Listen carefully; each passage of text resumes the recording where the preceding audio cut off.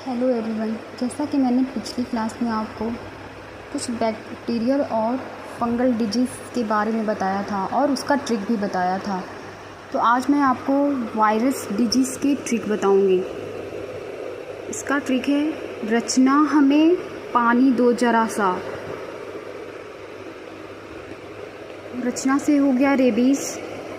Rabies को हम hydrophobia भी कहते हैं और इसको डिस्कवर किए थे लुईस पास्चर ने।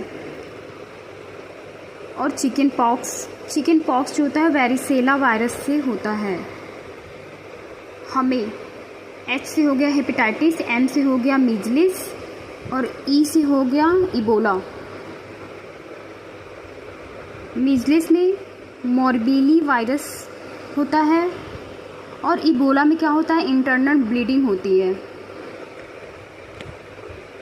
पानी से पोलियो हो गया। पोलियो को डिस्कवर करने वाले जो थे वो साल्क और शेबिन थे। प्लस पोलियो अभियान 16 मार्च 1995 को स्टार्ट हुआ था। 2 से डेंगू हो गया, जरा से जीका,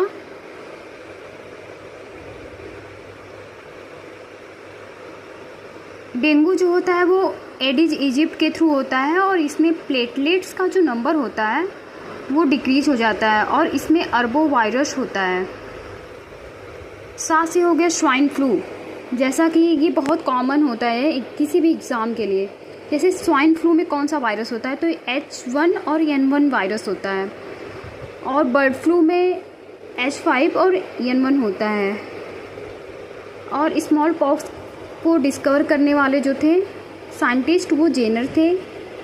और एड्स जो होता है वो 1 दिसंबर को मनाया जाता है। HIV वायरस के थ्रू होता है और इसकी टेस्टिंग करने के लिए एलाइजा टेस्ट हम करते हैं। वैसे ही कुछ हेरिडिटरी डिजीज़ हैं, जैसे पटाऊ सिंड्रोम 13 क्रोमोसोम से होता है। एडवर्ड सिंड्रोम 18 क्रोमोसोम से होता है। और डाउन सिंड्रोम जो होता है वो 21 क्रोमोसोम के थ्रू होता है। और हीमोफीलिया को हम शाही डिजीज़ के भी नाम से जानते हैं।